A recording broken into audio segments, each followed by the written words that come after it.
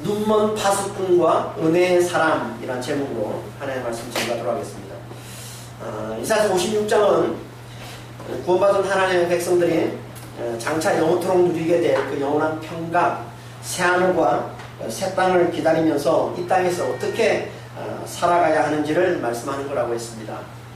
그 삶이 뭐라고 했습니까? 정의와 공의를 행하는 삶. 다시 말해서 안식일을 지키며 하나님이 기뻐하시는 일을 택하며 언약을 굳게 붙드는 삶이라고 했습니다. 안식일을 지키는 게 뭐라고 했어요? 하나님의 창조의 완성, 부활 주심을 알아보고 그분을 높이는 삶을 사는 것이고, 또 하나님이 기뻐하시는 삶은 그 부활의 그 복음을 흘려주는 삶을 사는 거예요. 그렇게 해서 하나님의 약속의 말씀, 그 언약, 그걸 굳게 붙드는 삶을 사는 거예요.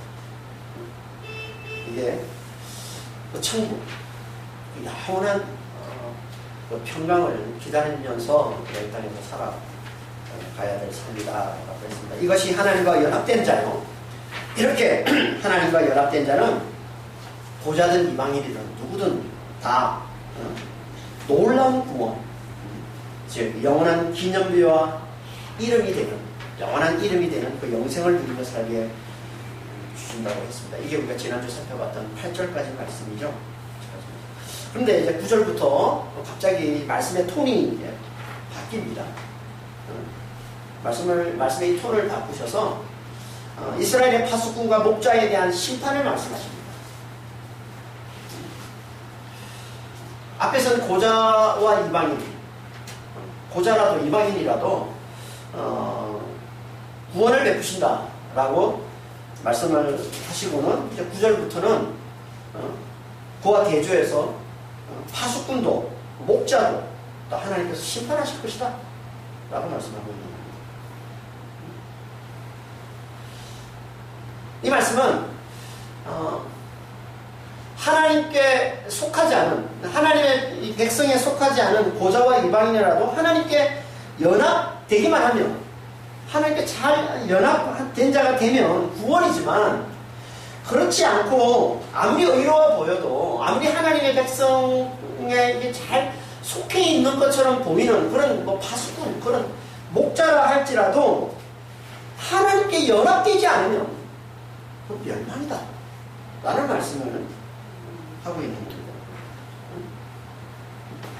그러니까 아무리 악해 보여도 믿음이 있어서 환난을 통해 겸손을 배워서 하나님을 굳게 붙드는 믿음, 하나님을 의지하는 믿음, 그리스도를 굳게 의지하는 믿음, 그 믿음을 가지고서 하나님을 높이며 또 그 부활의 복음을 잘 흘려주면서 언약을 잘 붙들고 살아가는 이 하나님께 연합된 자들, 이들은 하나님께서 구원하시지만 그렇지 않고 아무리 의로워 보여도 믿음이 없는 자들은, 그래서 하나님을 높이지도 않고 하나님이 기뻐하시는 일을 행하지도 않고 하나님의 약속의 말씀을 무시하고 그걸 붙들지 않고 살아가는 그런 자들은 다 멸망이다. 그 말씀을 하고 있는 겁니다.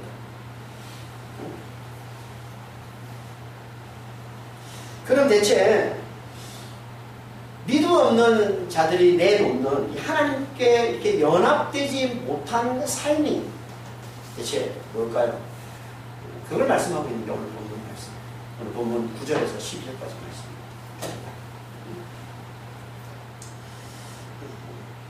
9절 한번 보겠습니다. 오늘 56장 9절. 들의 모든 짐승들아, 숲 가운데의 모든 짐승들아 와서 먹어라. 짐승들을, 하나님께서 짐승들을 초청해서 이제 먹으라는, 삼키라는 거죠. 누굴 삼키라는 걸까요? 근데 그 밑에 나오는 10절에 눈먼 파수꾼들이 지키고 있는 그 성의 백성들 누굽니까? 이스라엘, 예루살렘, 이스라엘 백성들을 와서 삼키라 라고 말씀하고 있습니다. 10절 한번 보겠습니다. 이스라엘의 파수꾼들은 맹인이요 다 무지하며 벙어리 개들이라 짖지 못하며.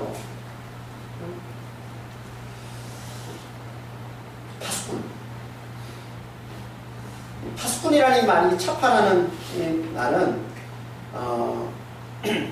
지켜보는 자, 망보는 자 이런 뜻입니다. 지켜보다 망보다 이런 말이에요. 그러니까 성에서 적군이 쳐들어오는지 그걸 이제 지켜보는 자, 그걸 망보는 자를 말하는 거죠. 그런 자들에게 가장 중요한 게 뭡니까? 당연히 보는 거죠. 보는 겁니다. 그런데 이 파수꾼이 소경, 그러면 어떻게 되는 거예요? 치명적인 거죠. 대적이 와도, 적군이 쳐들어와도 알 수가 없는 자가 되는 겁니다. 그럼 곧 그 성 멸망입니다.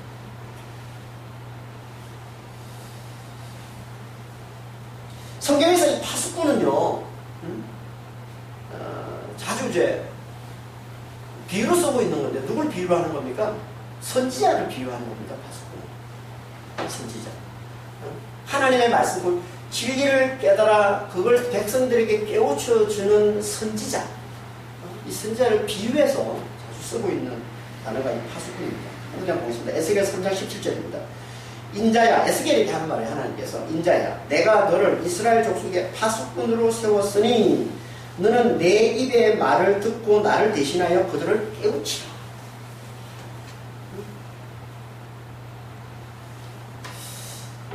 근데 이 선지자가 하나님의 말씀을 잘 듣고 깨우쳐야 되는 이 선지자가 소경이라는 거예요. 무슨 말일까요? 소경이 된 선지자. 이 말은 진리를 깨닫지 못하는 걸 얘기하는 겁니다. 소경이 된다는 말은 진리를 깨닫지 못하는 거예요. 이사야서 29장 9절에서 11절입니다. 너희는 놀라고 놀라라. 너희는 맹인이 되고 맹인이 되라. 대저 여호와께서 깊이 잠들게 하는 영을 너희에게 부어주사 너희의 눈을 감기셨음이니 그가 선지자들과 너희의 지도자인 선견자들을 덮으셨습니다. 그러므로 모든 계시가 너희에게는 봉안책의 말처럼 되었습니다. 계시가 닫힌 자라는 거예요.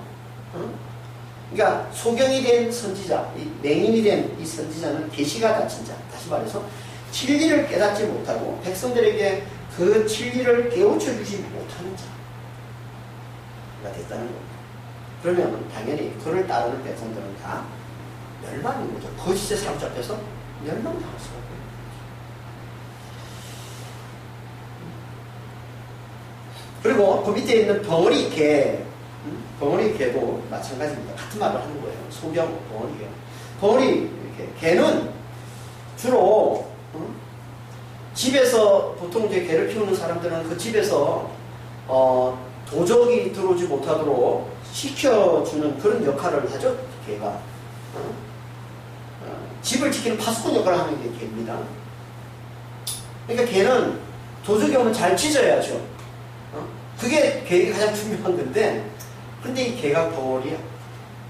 짖지를 못해. 그럼 어떻게 되겠어요? 그럼 그 집을 도둑맞을 수밖에 없는 거예요. 뭘 말하는 걸까요? 이건 선지자가 진리를 말하지 못하는 걸 얘기하는 거예요. 진리를 말하지 못하는. 그러니까 선지자가 진리를 말하지를 못하면 그를 따르는 백성들은 다 거짓에 사로잡혀서 거짓을 섬기다가 멸망당할 수밖에 없는 거예요. 그 거짓이 뭐예요? 그게 우상이잖아요. 원래 우상이라는 말이 거짓이라는 단어로 쓰는 거라고 그러죠. 우상. 그게 거짓이고, 세상의 이 헛된 영광, 이 세상의 헛된 것들, 이런 것들에 사로잡혀 살다가 멸망당하고.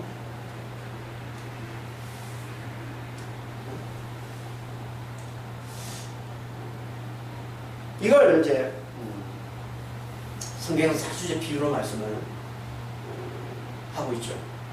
어떻게 말씀하고 있습니까?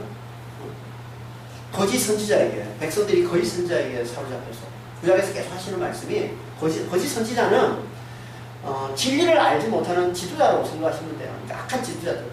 우리가 이사야서 앞에 살펴봤던 아스왕 같은, 아스왕이 그러잖아요. 백성들에게 이 세상의 강한 힘, 이 아수를 우리가 의지하면 돼. 그러면 우리가 우리의 대적 이 다메섹 이 다메섹과 그리고 북이스라엘을 우리가 얼마든지 물리칠 수 있어. 그러잖아요. 아스 왕이. 그러니까 이 세상의 힘 이걸 의지하면 우리가 구원에 이룰 수 있다고. 그러니까 거짓을 말하는 이 지도자들을 나타내는 겁니다. 그것입니다. 이런 거짓 선지자들을 쫓아서 결국은 하나님의 은혜를 저버리고 하나님을 대적하게 된 이 이스라엘 백성들이 이 아수르와 이런 바벨론 이 세상의 이 악한 자들에 의해서 철저하게 멸망당하는 모습으로 보여주고 있는 이걸 비유해서 진리를 깨닫지 못하는 자들이 결국 그리스도에 사로잡혀서 결국 멸망에 이르게 됨을 그리스도의 아비인 이 마귀에게 사로잡혀서 결국은 마귀의 종이 되어서 결국 멸망에 이르게 되는 것을 구약에서 계속 비유로 말씀을 해주고 있는 거죠. 이걸 오늘 본문에서는 이렇게 말씀하고 있는 거예요. 들의 모든 진정들아 주 가운데 모든 진정들아 와서 보라. 눈먼 파수꾼들이 이끄는 저 백성들 저들은 다 거짓에 사로잡혀 있는 자들이기 때문에 짐승들아 너희가 가서 먹으라. 그러니까 진리를 깨닫지 못하는 하나님의 백성들에 대한 심판을 말씀하고 있는 거죠. 거짓 선지자들과 거짓 선지자들을 따르는 백성들의 심판을 말씀합니다. 근데 이 파수꾼이 왜 진리를 제대로 깨닫지를 못할까요? 파수꾼 목자.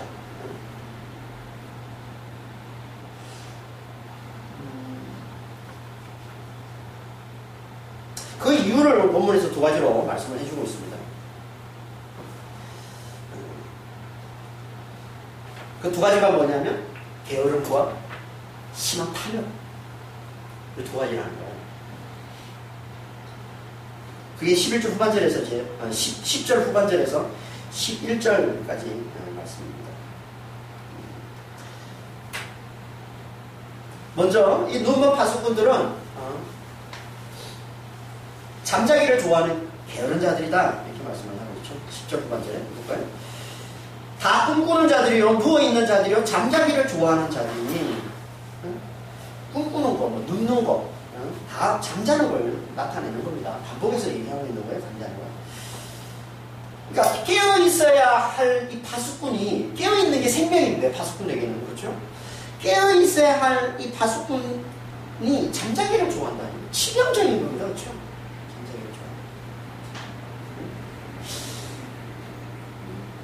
잠자기를 좋아한다는 말이 무슨 말일까요? 그냥 실제로도 진짜 잠자기를 좋아한다 이런 의미가 아니겠죠. 깨어있는다는 말이 뭐라고 했어요? 진리를 깨닫는 거라고 했잖아요. 진리를 깨달아서 진리를 잘 흘려주는 게 깨어있는 건데 파수꾼이 깨어있는 건데 그러면 이 파수꾼이 잠자기를 좋아한다는 말은 무슨 말일까요? 진리에 관심이 없고 육신의 이 편안함 다시 말해서 육신의 정욕을 추구하며 사는 데예요. 육신의 정욕을 추구하며 사는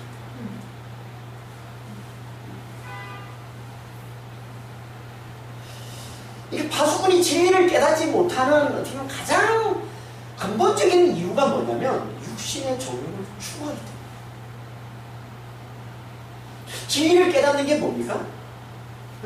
진리를 깨닫는다는 게 여기 앞에서 계속 살펴왔습니다. 진리를 깨닫는 게 뭐예요? 나의 죽은 자됨과 하나님의 창조주 되심.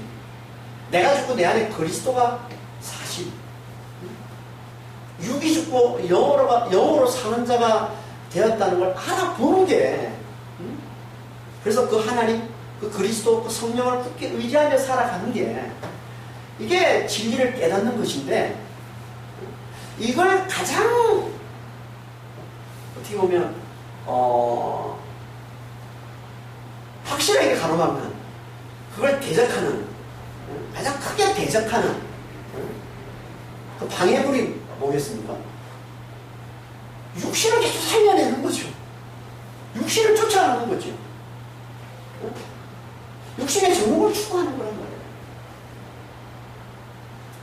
진리는 육이 죽었다는 게 진리인데 근데 이 죽은 이 육신을 계속 살려내는 것. 이게 진리를 해방하는, 진리를 깨닫지 못하게 만드는 가장 강력한 대적이라는 거예요. 이게 육신을 정욕을 추구하면서.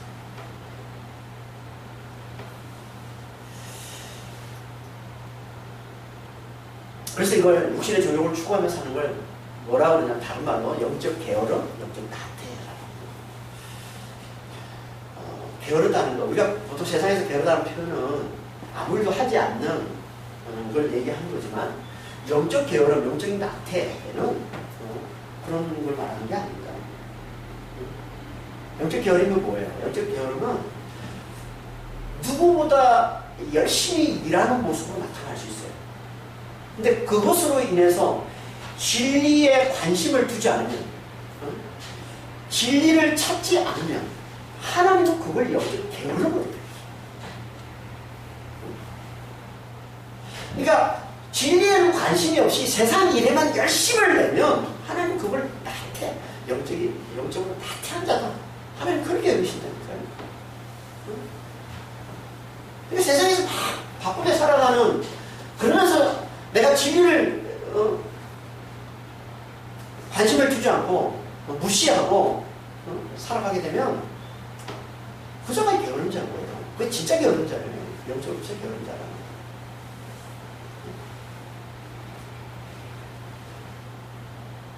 그런 자들은 절대 진리를 깨달을 수 없다. 육신이 원하고, 육신의 정욕을 둔다는 게 무슨, 육신이 원하는 걸 쫓아가는 거예요. 육신이 원하는, 육신이 하고 싶은 거, 이런 걸 잘, 여기에 민감하고 이걸 잘 쫓아가는 자들, 이게 육신의 정욕을 추구하는 것이고, 이런 자들은 절대 진리를 깨달을 수가 없어요.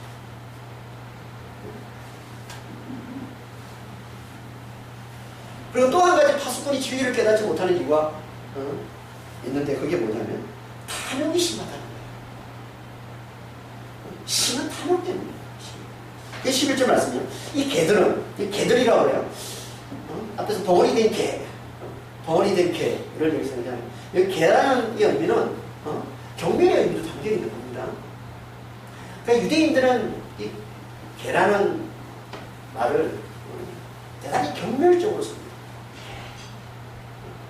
그러니까 육신의 정욕을 쫓아 살아가는 자들은 경멸적으로 표현하는 거예요. 이 개들은 또 어떻다는 거예요? 탐욕이 심해서 족한 줄을 알지 못하는 자들이요. 그들은 몰직하는 거죠. 탐욕이 심하다.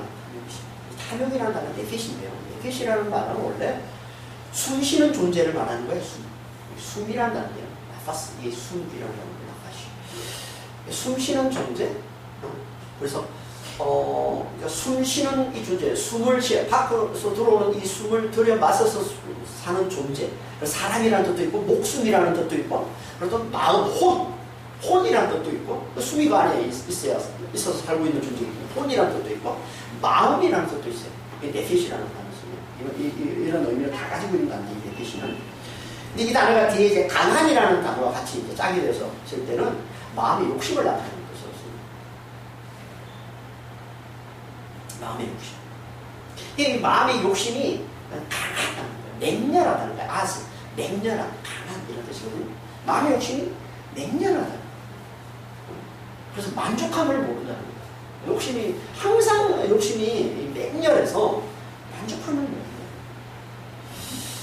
육신의 정욕을 추구하는 사람은 반드시 그 욕심이 더 잘 되기를 간절히 바랍니다. 더 높아지기를, 자신이 더 높아지기를, 그래서 하나님처럼 되기를 간절히 바라며 살아가는 거예요.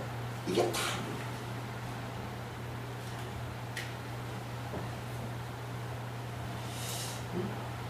이 탐욕은 끝이 없다는 거예요. 아무리 채워도 만족을 모른다는 거예요. 그렇지 않습니까? 당연히 그렇죠. 피조물인 주제에 하나님같이 되고자 하는 이 탐욕이 어떻게 채워지겠어요? 어떻게 만족이 되겠습니까? 그러니까 이 탐욕은 거침없이 계속 할 수밖에 없는 거예요. 그래서 계속 이제는 더 하면서 멸망으로 들어가고, 이게 인생인 거죠. 멸망으로 들어가고. 그래서 이 끝없는 탐욕에 사로잡히면 절대 진리를 깨달을 수 없다. 그게 몰지각한 목자들, 몰지각한 말, 깨닫지 못하는 목자들 이런 말이거든요. 진리를 깨닫지 못하는. 이 목자라는 말은 양떼를 먹이는 자니까 다수가 같은 말이죠. 진리를 깨달아서 백성들에게 그 진리를 깨우쳐주는 양떼, 참 양식인 이 하나님의 말씀, 이 진리를 먹여주는 자, 이게 목자란 말이에요. 근데 진리를 깨닫지를 못한다는 거예요. 그러니까 이들은 탐욕이 극심한, 탐욕이 맹렬한 사람, 그래서 만족을 모르고 끝없이 계속 탐욕을 부리는 자들은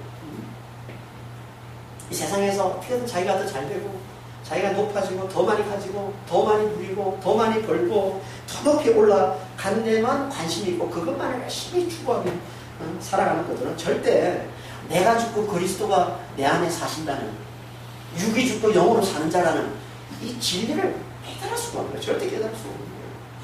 그렇지 않겠어요? 아니, 나야 관심이 많은데, 내가 잘 되는 거에 관심이 많은데, 육신이 잘 되는 거에 관심이 많은데, 그런 자들이 내가 죽고 그리스도가 산다, 내 안에 그리스도가 산다, 내 육이 죽고 영이, 이런 말이 길에 들어오겠습니까?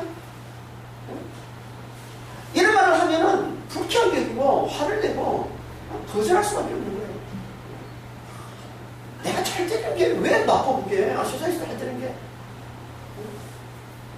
절대 진리를 깨달을 수 없는 거죠.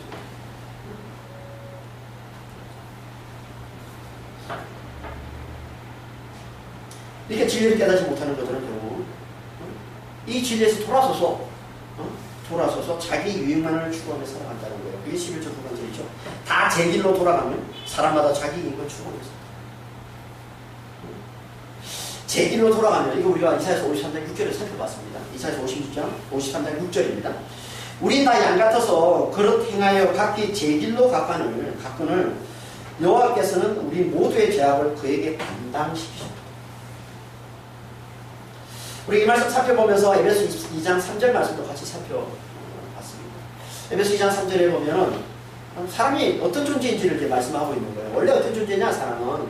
인간은 원래 육체의 욕심을 따라 살면서 육체와 마음이 원하는 것을 행하며 사는 존재. 이게 사람이라는 게 원래, 우리도 다 원래 그랬다는 거예요. 그런 그들은, 이런 인간들은 다 육체가 살아있는 한 하나님의 은혜를 아무리 많이 경험해도 또다시 그 육체의 욕심에 미혹되어서 자기의 육체와 마음이 원하는 방식의 삶으로 돌아갈 수밖에 없다고 했습니다. 이게 제 길로 간다라는 의미라고 그랬어요. 이건 마치 양과 같다고 그랬죠. 양이 목자의 도움을 받고도, 목자이 살 수 없는 게 양인데, 그렇잖아요. 항상 목자의 도움을 받아 살아가면서도 금방 그걸 잊어버리고, 진짜 머리가 나빠요. 양은 금방 잊어버려. 돌아서면 잊어버려. 금방 그걸 잊어버리고 다시 원래 자기 습성으로.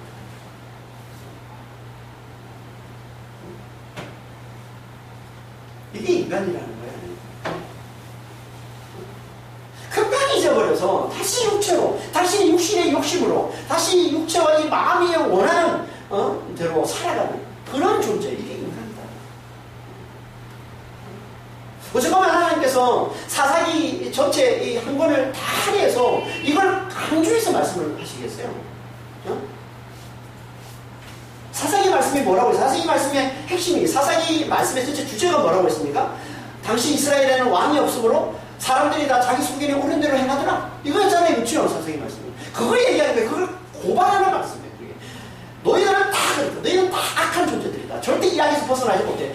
너희들은 절대, 이 말이 무슨 말이냐면 하나님을 왕으로 알아보지 못하는 존재들이다. 하나님을 왕으로 알아보지 못하는 존재이기 때문에 너희들은 다 자기 속이를 오는 대로, 자기 마음대로, 자기가 원하는 대로 삶을 사는 그런 존재, 그러다 멸망에 이르는 그런 존재다라고 얘기합니다. 이게 사사기 말씀 전체에서 얘기하고 있는, 계속 반복적으로 얘기하고 있는 게 그거 아니에요. 선바 하나님의 은혜를, 그렇게 놀라운 은혜를 맛봤으면서도, 아니 우리 같으면 그런 은혜를 좀 맛보면은 진짜 안 따라할 것 같은데 하나님 이렇게 놀랍게 승리를 가지고 주시는, 그렇잖아요. 300 용사로 14만 5천을 물리치는 기도원의 그 엄청난 은혜, 어떻게 그럴 수가 있어요. 300 용사밖에 안 되는데 14만 5천을 어떻게 그냥, 그것도 칼이 아니라 나팔을 불고 횃불을 항아리를 깨뜨리는, 이 말도 안 되는 일로 하나님께서 그런 엄청난 승리를 가져다 주는 경험하면 우리는 진짜 하나님 안 따라할 것 같은데, 아니 하나님을 배신할 때 그 은혜를 금방 또 잊어버리고 다 자기 속에 자기 생각대로 또 그렇게 살아가 우상을 섬기면서 또 그렇게 살아가잖아요. 계속 그거 고발하는 거 아닙니까? 사사기 전체가 다. 이게 인간이라는 거예요. 인간들은 다 그렇게 응? 다 자기 길로 돌아가잖아요. 진리를 깨닫지 못하는 인간들, 응? 진리를 깨닫지 못하는 인간들은 다 제 길로 돌아가서 자기의 원래 모습으로 돌아가서 육체의 욕심을 쫓아 사는 이 모습으로 다시 돌아가서 자기의 유익만을 추구하며 살더라. 아무리 은혜를 많이 배워도 말도 안 된다는 얘기입니다.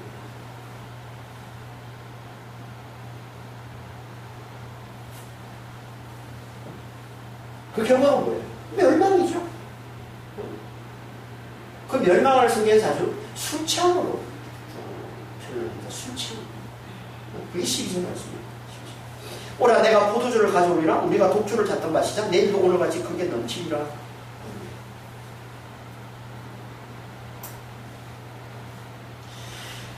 자, 이게 보면 자, 이렇게 탐욕에 사로잡혀 있는 이 파수꾼이 목자, 눈먼 파수꾼, 진리를 깨닫지 못하는 목자가 결국은 돌아서서 진리를 깨닫지 못하니까 결국은 자기 기록시대로 돌아서서 자기 유익만을 열심히 추구해서 그리고 이제 그걸 섬기면서 자기 유익을 위해서 쌓아놓은 그 재물, 그 영광, 그걸 섬기면서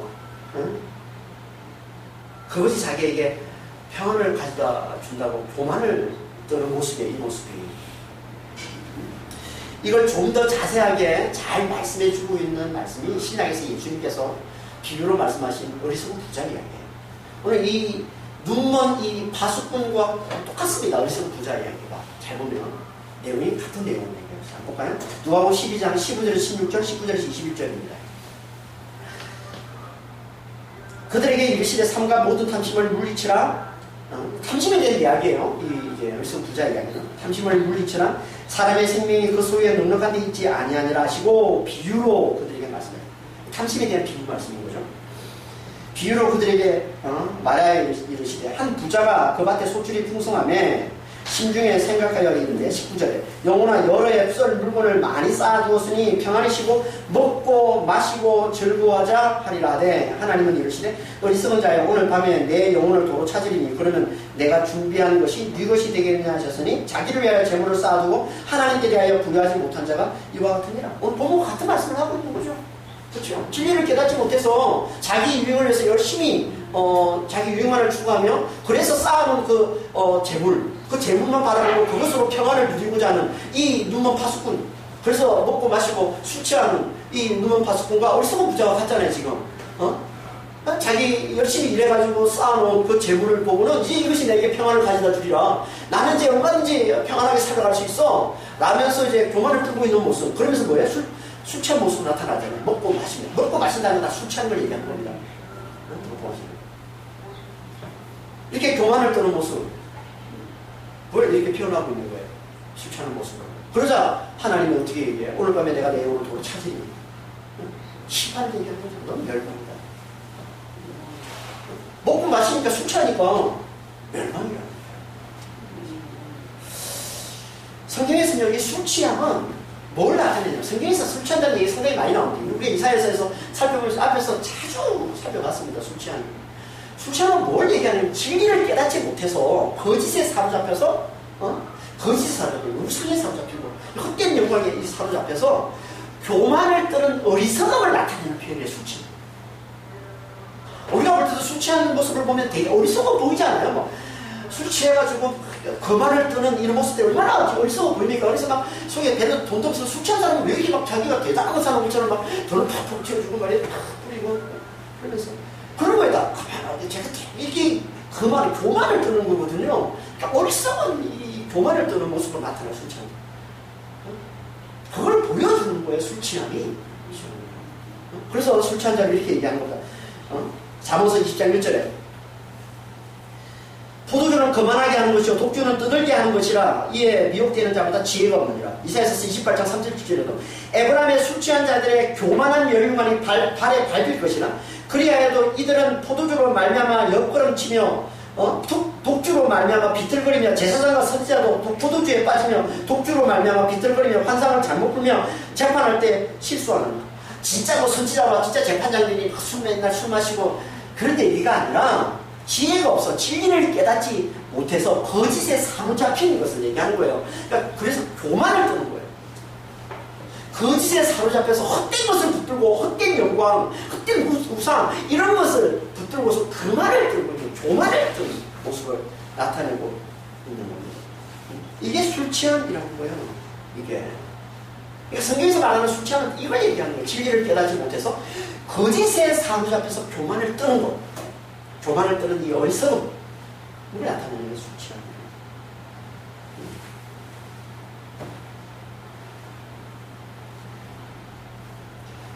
그렇게 술에 취하면 반드시 멸다. 그래서 에베소 5장 18절에 이렇게 말씀하고 있습니다. 술 취하지 말라. 이는 방탕한 것이니 오직 성령으로 충만하다.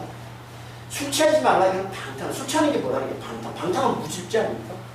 그런데요, 이 단어 방탕이라는 이 단어가 재밌는데 이 단어가 무슨 단어냐면 아소티아라는 단어예요. 아소티아라는 이 단어는 아라는 이 부정어예요. 나. 부정어예요. 그리고 소티아는 동사가 소조입니다. 소조가 뭐냐면 구원하다는 말이에요. 그러니까 아소티아, 이 방탕은 구원이 없는 거니까. 구원이 없습니다. 멸망을 얘기해요. 술 취하면 구원이 없다고. 술 취하면 멸망이라고. 아니 술이 취한다고 무슨 멸망입니까? 그러니까 우리 눈에 보이는 이런 술 취함을 얘기하는 게 아니죠. 진짜 언제 우리가 멸망을 당하는 거예요? 진리를 깨닫지 못해서 거짓에 사로잡혀서 교만을 떨 때 우리는 이게 술 취함. 오직 성령 충만함으로 진리를 깨달아. 진리를 깨달아서 정말 하나님을 굳게 의지하며 사는 자가 구원에 이르는 것이지, 그렇지 않으면 진리를 깨닫지 못하면 다 거짓에 사로잡아서 교만을 들다가 다 멸망으로 돌아간다는 거예요. 그 말씀하고 있는 거예요. 그걸 한마디로 술 취한 모습으로 표현하고 있는 거예요.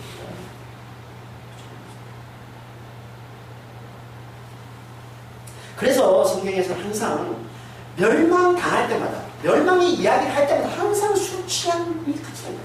먹고 마심이 같이 이렇게 성경이 다. 그래서 좀 전에 살펴봤던 누가복음 12장에 어리석은 부자 비유도 마찬가지고, 그렇죠? 먹고 마신 교만을 떠는 이 술 취함으로 나타나잖아요. 그리고 하나님 나타나셨어요. 오늘 밤에 내가 내 영혼을 취한다. 지금 멸망을 위한.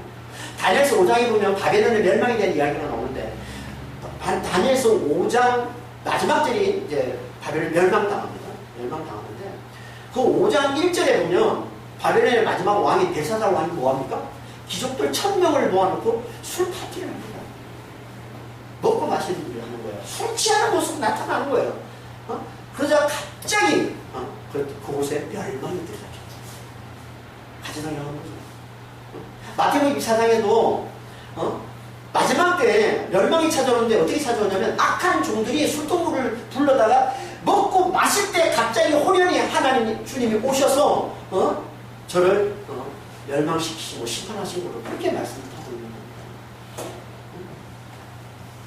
그러니까 그걸 보는 말씀을 그 말씀을 하고 있는 거죠. 술 취하고 멸망을 나타냅니다. 진리를 깨닫지 못해서 자기 유익만을 열심히 추구하면서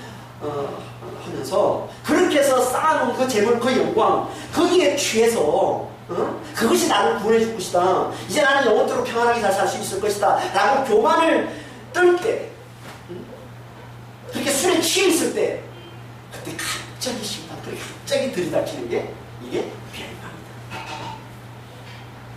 그렇게 그들은 그렇게 갑자기 멸망을 당하게 된다. 라고 말씀하고 있는 거예요. 그러니까 파수꾼이 멸망을 당하는, 이 술 취해서 멸망을 당하는 이유가 뭐라는 거예요? 육신의 정욕과 이 탐욕에 이끌려 살게 되는 거예요. 육신의 정욕과 탐욕이 이끌려 살게.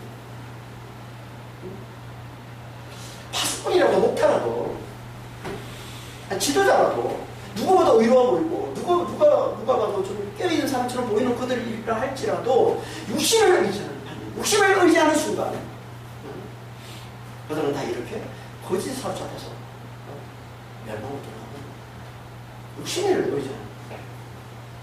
그러니까 우리가 진짜 멸망당하지 않으면, 숙취에서 멸망으로 들어가지 않으려면 우리 어떻게 해야 된다는 거예요? 이 육신의 이 정욕, 육신의 이 탐욕에서 벗어나야 된다. 여기서 어떻게 벗어납니까?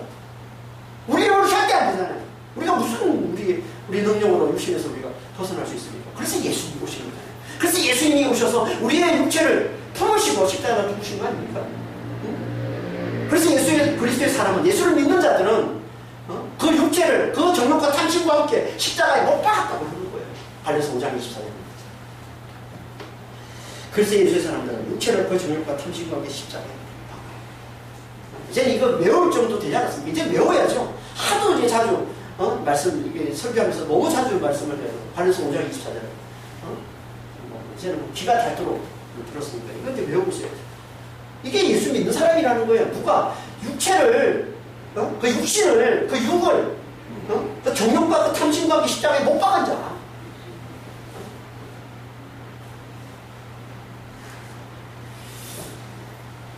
그러니까 이걸 깨닫고 우리가 늘 이 말씀을 붙들고 의지하며 살아가야 이게 믿음인 것이고, 이렇게 믿는 자들, 이들은 어떻게 된다고 그래요? 성령으로 사는 자가 된다는 거예요. 이들이, 예수의 사람들은 자기 육체와 정과 그 욕심이 십자가에 못 박은 줄 알아보는 사람인데, 이들은 곧 성령으로 사는 사람이라고 하는 거예요. 그래서 25절에 이렇게 말씀하고 있는 거잖아요. 만일 성령으로 살면 또한 성령으로 행할지니. 이들이 성령으로 사는 사람이 되어서 그리스도의 부활을 내 부활로 알아보고 그 부활을 누리는 삶을 살게 되는 것이고, 이렇게 그리스도의 부활을 내 부활로 알아보는 이 성령으로 사는 이런 사람들은 절대 헛된 영광에 마음을 두지 않는다는 거예요. 그래서 26절에 너희는 헛된 영광을 구하여 서로 노력하거나 서로 투기하지 말라고 하는 거예요. 그러니까 이게 성령의 사람이 되면 자연스럽게 살게 되는 삶을 얘기하는 거지, 헛된 영광을 구하지 않는 삶은 내가 이제 성령으로 사니까 내가 이제 헛된 영광을 구하지 말아야지, 이게 아니라 제대로 우리가 성령으로 살고 있다면, 성령에 끌려가고 있다면, 성령이 인도받는 삶을 살고 있다면, 그리스도의 그 부활을 내 부활로 제대로 알아보고 그걸 누리고 있다면, 성령 안에서, 그럼 우리는 세상에 헛된 영광을 구하는 삶을 살지 않게 된다는 거예요. 그럼 우리는 하나님을 높이는 삶을 살게 된다는 거예요. 안식일을 지키는 삶을 살게 된단 말이에요. 그 부활 주심을 알아보고 그 하나님, 그 부활을 주신 그 하나님을 높이는 삶을 살게 되는 것이고, 그리고 그 부활을 세상에 흘려주는 삶을 열심히 살게 되는 것이고, 그래서 은혜를 굳게 붙드는 삶을 살게 되어서 마침내 놀라운 구원, 그 영원한 기념비, 영원한 이름을 받아 누리는 자가 된다는 겁니다. 이게 하나님의 백성이란 말이에요. 이게 진짜 구원받은 하나님의 백성이란 말이에요. 이게 우리 삶이 돼야죠.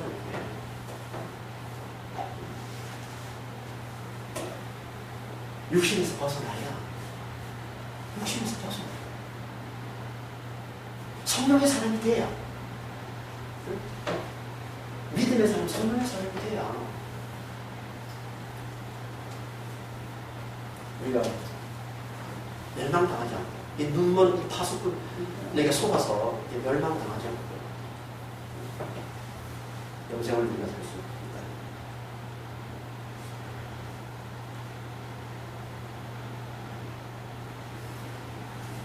이게 아니면 우리 욕심이 십자가에서 그리스도를 못 받겠다는 걸 제대로 알아보지 못하면, 말씀을 제대로 듣지를 않아서, 이 십자가의 복음을 제대로 듣지를 않아서, 이걸 제대로 알아보지 못하면 우리는 계속 눈이 먼 채로 살아가는 거예요. 진리를 깨닫지 못하고 살아가고 있는 거예요. 교회를 나와도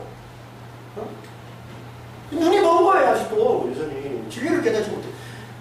진리를 깨닫지 못한 게 눈이 먼 거니까. 눈이 멀었으면 거짓에 사로잡혀 사는 거죠. 우상에 사로잡혀 사는 겁니다. 헛된 영광을 추구하며 사는 거예요. 헛된 재물을 붙들고 살아가는 거예요. 그게 마치 나에게 구원을 가져다 줄 것처럼, 그게 마치 나에게 영원한 평안을 가져다 줄 것처럼 착각하면서 속으면서 그렇게 살아가는 겁니다. 그러다 결국 거만을 들다가 그게 교만인 거고, 그게 영원한 멸망으로 들어가고 있는 거죠.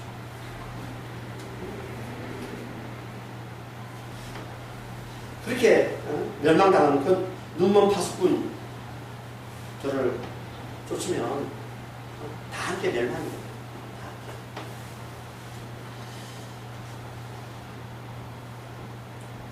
다시 말해서 그곳엔 눈먼 파수꾼과 그리고 그를 따르는 그 어리석은 백성들이 이제 멸망을 당할 때 그곳에는 의인은 존재하지 않는다는 거예요. 의인은 존재하지 않는다는 거예요. 그곳에 있는 자들은 다 악한 자들을 통해 나서 멸망당하고 만나는 그걸 말씀하고 있는 게 57장 1절 말씀이에요. 1절 한번 보겠습니다.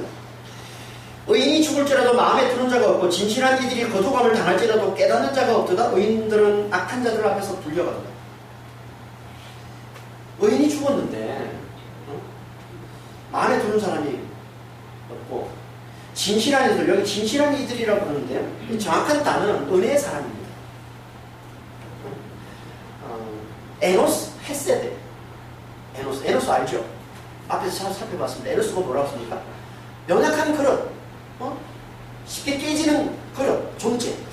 사람을 에노스라고. 그러니까 자기가 죽을 수밖에 없는 너무나 연약한 존재임을 알고 하나님의 은혜만을 굳게 붙드는, 하나님에게 생명 주지 않으면 나는 죽을 수밖에 없는 존재라는 걸 알고 하나님을 붙드는 자, 이게 은혜의 사람인 거예요. 이게 의인이라는 거예요. 이게 믿는 자라는 거예요.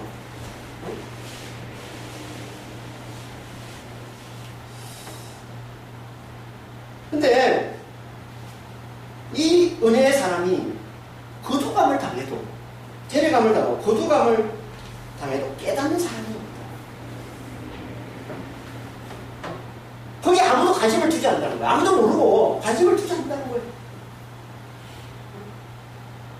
그래서 그 이유를 이렇게 말씀하고 있습니다. 의인들이 다 악한 자들, 악한 자들 앞에서 불려가도다 이렇게 말씀하고 있는데, 이건 이유를 나타내는 문장입니다.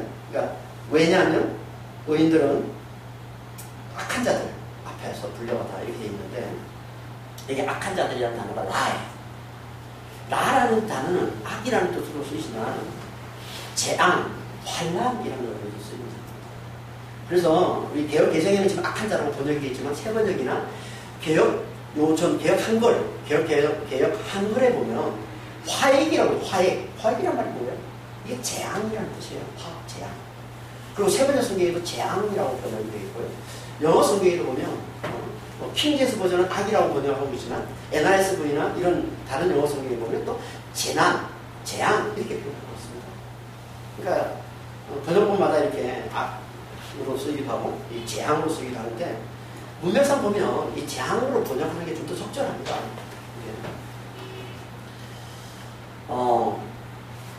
그러니까 이 말은 재앙이 닥치기 전에, 환란이 닥치기 전에, 멸망이 닥치기 전에 의인들은 다 거두감을 당하기 때문에, 데려감을 당하기 때문에 멸망의 때가 되면 의인과 은혜의 사람은 다 사라지고 없다. 은혜의 사람은 사라지고 없어요. 그런데도 사람들은 그걸 깨닫지를 못하고 거기에 마음을 두는 자가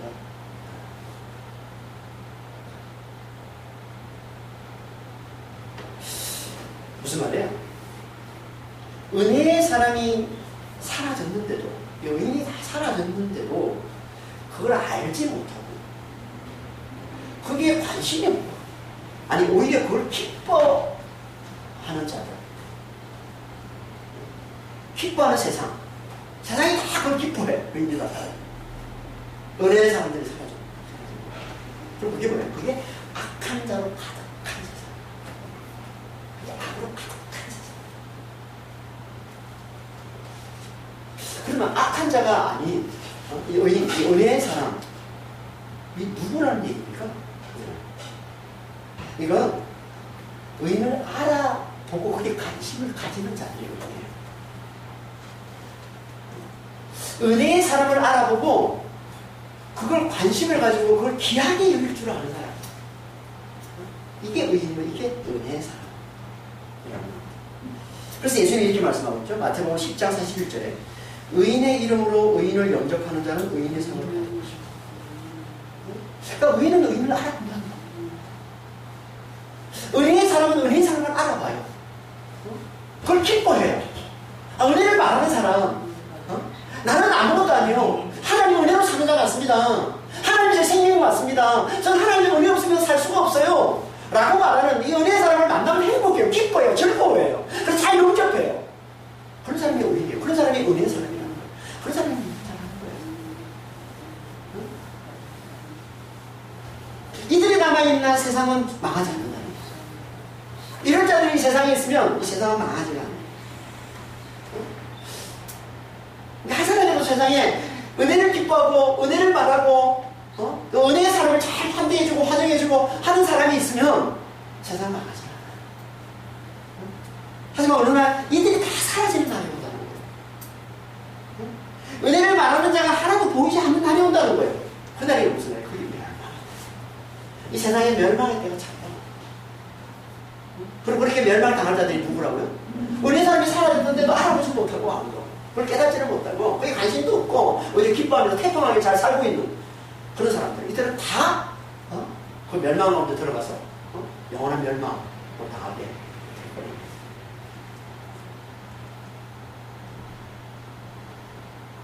우리는 그 사람 없어야죠. 그 사람 없어요. 그러니까 그러면 우리가 그 전에 정말 은혜를 귀하게 이룰 줄 알아야 돼요. 은혜를 기뻐할 줄 알아야 된단 말이에요. 너무나 교회 다니는 사람들이 은혜에 대해서 너무 시큰둥한 사람들이 너무 많아요. 은혜에 대해서 별로 그렇게 관심이 없고 그게 얼마나 기쁜 것인지 귀한 것인지 놀라운 것인지 그런 것에 대한 감동이 좀 없고 감격이 없고 그러면요 이게 되게 쉽습니다. 은혜 사람이 다 사라졌는데 나는 교회 열심히 다니고 있는데 알고도 잘 드리고 있는데 그렇잖아요. 잘하고 있는데 주변에 다 은혜 사람이 사라졌어요. 그래서도 못 알아봐.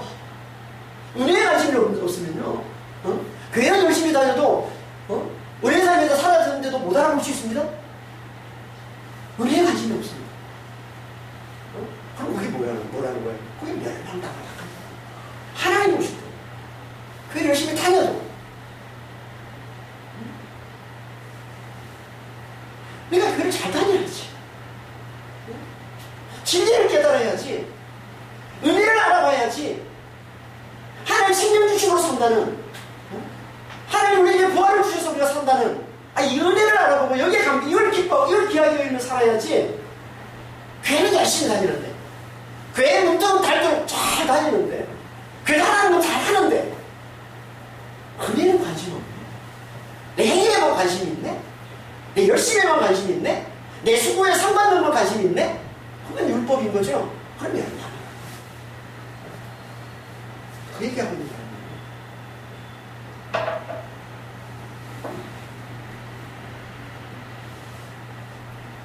그 마지막 은혜의 사람이 누가 될지는 모르지만 그 마지막 은혜의 사람이 데려감을 당하는 하나님께서 거두가는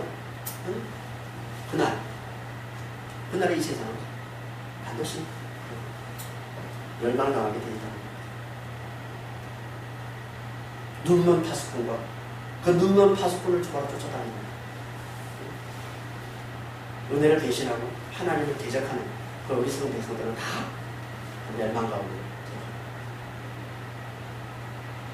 그럼 그 전에 하나님이 거두어 가신 하나님이 데려가신 그 은혜의 사람, 그 의인들, 그들은 어떻게 됩니까? 그들은 다 평강으로 들어간대요. 그게 이전 말씀이시고.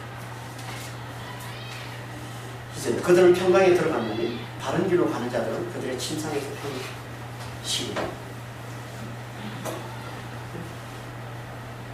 은혜의 사람이 죽어서 가는 곳이 평강입니다. 그걸 또 다른 말로 옳은 일을 한 사람들. 옳은 일. 그게 옳은 일이래요. 이게 뭐 바른 길을 가는 자라고 했는데 옳은 일. 그게 의인. 의인이 옳은 일을 한 사람이잖아요. 그게 의인이잖아요. 그게 뭐라고요? 그게 은혜의 사람. 하나님의 은혜를 알아보고 그 은혜를 붙들고 살아가는 사람이 하나님 보시기엔 그게 옳은 일이라는 거예요. 그게 바른 길을 가는 거란 말이에요. 그게 옳은 사람인 거예요. 내가 세상에서 좀 사람 어려운 사람들 도와주고 세상에서 이렇게 착한 일을 좀 하고 이걸 가지고 하나님께 너 옳은 일을 했으니까 옳은 사람 너 옳은 일 별로 안 했으니까 그렇지 않은 사람, 이렇게 하나님 계산하시는 분이 아니라 하나님은 알아요. 내 은혜를 알아? 내 은혜의 귀함을 알아? 내가 너에게 준 은혜를 내가 거저준 그거 내 생명, 그걸 내가 귀하게 여기는 사람이 맞아? 그럼 너가 은혜 사람이 맞아? 그럼 너는 모르는 사람이야. 너는 의인이야. 너는 바른 길을 그런 사람이야. 그런 자들 하나님 어떻게 하신다고요? 자기 침상에서 편식이 하신다. 평강과 안식을 누리며 살게 해주신다.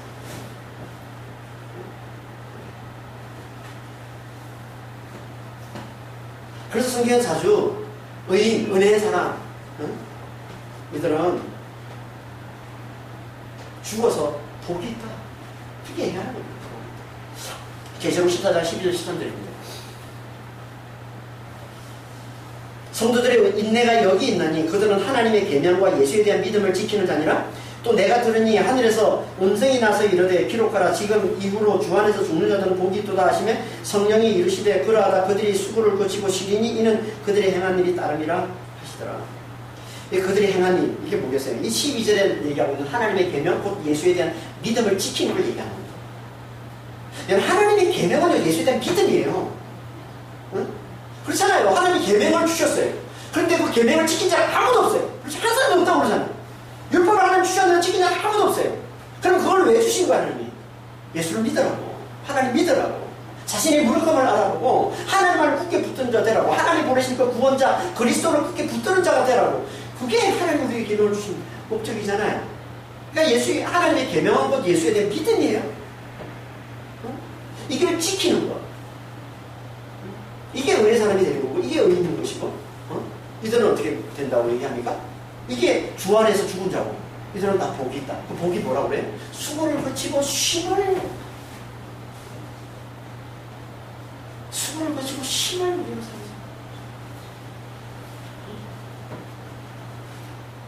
이 세상에서의 수고를 다 거치고, 이제 영원토록 쉼을 누리는 영원토록 평강.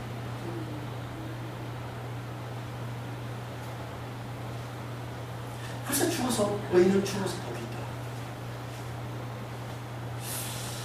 전도서 9장 4절에 보면은 이런 말씀이 있습니다. 산 개가 죽은 사자보다 낫다. 어떻게 보면 오늘 말씀하고 좀 부딪히는 말씀 같잖아요. 죽어서 복이 있다고 그랬거든요. 근데 전도서 9장에서 산 개가 죽어서 복이 있다. 이 말은 비천하게 살자라도, 개같이 이렇게 비천하게 살자라도 살아있는데, 죽어서 왕같은 자보다 어긋났다. 그런 말이에요. 이 말씀은 믿음이 없는 자들에게 주어지는 말씀입니다. 전도서 9장 강의하면서, 전도서 이렇게 말씀을 살펴보면서, 살펴봤던 말씀인데, 이 믿음이 없는 자들에게 주어지는 말씀이에요. 믿음이 없는 자들은 개같이 비천한 삶을 산다 할지라도 살아남아서 어떻게 해서든 믿음을 배우는 게 가장 중요해요. 그 말씀합니다. 하지만 믿음을 가진 자는, 믿음을 배운 자는 아니라는 겁니다. 믿음을 가진 자는 이제 오히려 산 사자보다 죽은 개가 더 낫다고 고백하는 자. 산 사자보다 죽은 개가 더 낫다. 살아서 이 세상에서 왕같이 영광스러운 삶을 사는 이것보다 천국에서 개같이 비천한 삶을 산다 할지라도 그걸 더 좋아하는 게 이게 믿는 자예요. 그래서 시편 기자가 이렇게 고백하는 겁니다. 시편 84편 10절에 주의 궁정에서의 한 날이 다른 곳에서의 한 날보다 나은즉 악인의 장막에 사는 것보다 내 하나님의 성전에 문지기로 있는 것이 좋소. 악인의 장막은 세상을 말하는 겁니다. 그러니까 세상에서 천달을 사는 것보다 하나님 집에서 하루 사는 게 더 낫고, 세상에서 안락하게 사는 것보다 천국에서 문지기로 고생하며 사는 게 더 낫다. 그 말씀하고 있는 거예요, 지금. 이게 진짜 믿는 자라는 거예요. 이 고백을 내놓을 수 있는 자가. 천국이 그런 것이니까. 아니, 어떻게 이런 고백을 내놓습니까? 왜? 왜? 천국은 평강이니까. 영원한 평강이니까.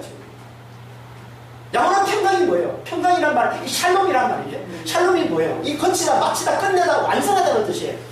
다 거친 거예요. 뭘 거쳤어요? 세상의 수고, 세상의 다툼, 세상의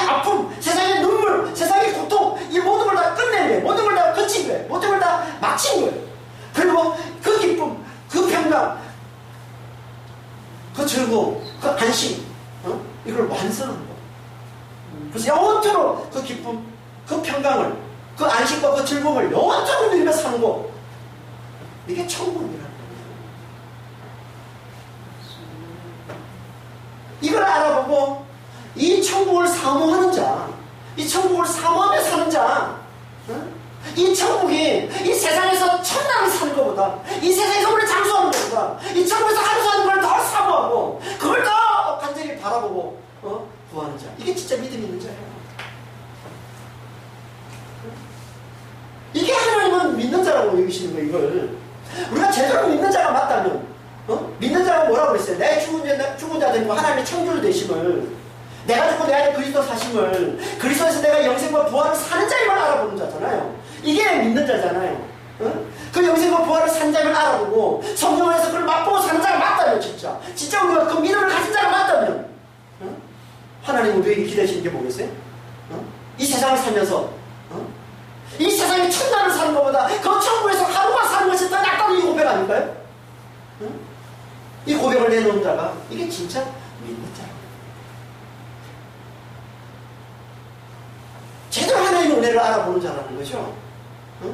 하나님의 은혜가 얼마나 큰지, 그 영생의 그 부활이, 우리에게 주시는 그 구원이 얼마나 크고 얼마나 놀랍고 얼마나 위대한지 알아보는 자, 이들이 내놓는 고백은 그 천국에서, 그 영원한 평강이 있는 그 천국에서 하루를 살더라도 그 천국에 사는 것이 낫다고 고백하는 거예요. 우리에게는 이 믿음, 이걸 알아보는, 내가 죽은 내 안에 그리스도가 사신다는, 그리스도 안에서 내가 영생과 부활을 사는 자라는, 성령 안에서 그 영생과 부활을 맛본 이 믿음입니다. 이 믿음이 있는 자는 반드시 이 소망을 가지게 됩니다. 그 영원한 평강을 누리는 그 천국에서 하루를 살지라도 그 천국에 사는 것이 이 땅에서 천날을 사는 것보다 더 사모한다는 이 고백을 내놓을 수 있는 자가 되는 것이고, 이렇게 이 믿음과 이 소망을 붙들고 살아가는 자가 이 세상에 그 어떤 유혹, 그 어떤 핍박이 와도 그걸 견뎌내고 버텨내고 이겨내고 마침내 믿음을 지켜내서 마침내 끝까지 은혜의 사람이 되어서 하나님 우리에게 주시는 이 놀라운 구원, 이 영생, 이 부활을 영원토록 누리며 사는 자가 되는 겁니다. 아니면 우리는 눈먼 파수꾼처럼, 어리석은 부자처럼 육신의 정욕과 이 탐욕에 휘둘려서 진리를 깨닫지를 못하고 거짓에 사로잡혀서 자기 유만을 열심히 추구하며 그렇게 쌓아놓은 그 재물, 그렇게 쌓아놓은 그 이론과 거짓마치 자기에게 구원을 가져다 줄 것처럼, 평강을 가져다 주는 것처럼 그렇게 교만을 들다가 영원한 멸망으로 들어가고 난다는 거예요. 성경은 그 말씀하고 있는 거예요. 우리는 이 십자가의 복음을 좀 잘 듣고, 내가 죽고 그리스도가 산다는 내 안에, 그리스도 안에서 영생과 부활을 산다는, 성령 안에서 그 부활과 그 영생을 맛보는 이 믿음, 이걸 잘 배워서 그래서 그 천국을 사모하는, 그 하나님 앞에 정말 이 믿음의 이 고백을 내놓을 줄 아는, 이 세상에서 천당을 사는 것보다 천국에서 하루만 사는 게 더 낫습니다. 이 세상에서 안락한 삶을 사는 것보다, 영원한 삶을 사는 것보다 천국에서 눈치기로 사는 것이 더 낫습니다라는 고백을 내놓을 수 있는 진짜 믿음의 사람, 믿음의 사람이 돼야 우리가 끝까지 믿음을 잘 지켜낼 수 있지 않겠습니까? 우리 믿음을 무너뜨리려고 지금도 허시단단한 이 세상이 우리를 얼마나 유혹하고 핍박합니까? 이걸 잘 이겨내고 끝까지 믿음을 지킬 수 있는 길은 이거다. 십자가를 꼭 잘 들으시고, 내가 죽고 내 안에 그리스도 사신다는, 그리스도 안에서 내가 영생과 부활을 사는 자라는 이 진리를 잘 깨달으시고, 성령 안에서 이걸 맛보시고, 이걸 맛보여주는 오신 분이 성령이시라고 했잖아요. 이 영생과 이 부활을, 이 천국을, 이 영원한 이 평강을 맛보여주러 오신 분이 성령이라고, 성령에서 이렇게 맛보시면서 그 천국을 사모하는 사는 자만이 끝까지 믿음을 지켜내고 마침내 영원한 기념비, 영원한 이름, 그 영생을 받아들이고자 그런 믿음의 성도들이 다 되시길 예수님의 축원하고 기도하겠습니다. 하나님 아버지, 우리가 복음을 제대로 듣지 않아서 이 십자가의 이 진리의 이 말씀을 우리가 제대로 듣지 않아서 진리를 깨닫지를 못하면 우리는 다 이 육신의 이 정욕과 이 탐욕에 넘어져서 거짓의 삶 속에 살 수밖에 없고, 그러면 자기의 유익만 열심히 추구하면서 그렇게 쌓아놓은 그 재물, 그 영광, 그것이 마치 구원을 가져다 줄 것처럼 그렇게 교만을 떨다가 아버지 하나님 결국 영원한 멸망으로 들어갈 수밖에 없습니다. 주님, 정말 우리들 중에는 한 사람도 그런 어리석은 나오지 않도록 주여 저희들을 축복하여 주시옵소서.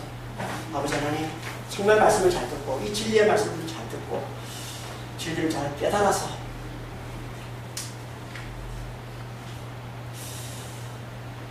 성령 안에서 아버지 그 천국을 이 땅에서 맛보며 사는 자가 되게 하시고, 그 평강을 맛보며 사는 자가 되게 하시고, 그래서 그 영원한 평강을 사모하는 자가 될 수 있도록, 간절히 사모하는 자가 될 수 있도록, 세상에서 첫날을 사는 것보다 그 천국에서 하루를 사는 것이 더 낫다고 고백할 줄 아는 그런 진짜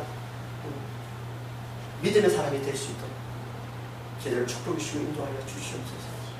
그래야 우리가 아버지 하나님 끝까지 이 세상을 이겨내고 믿음을 지켜내고 마침내 승리할 수 있습니다. 저희들을 축복해 주시고 인도하여 주시옵소서. 감사합니다. 우리 주 예수 그리스도로 기도합니다. 아멘. 이제는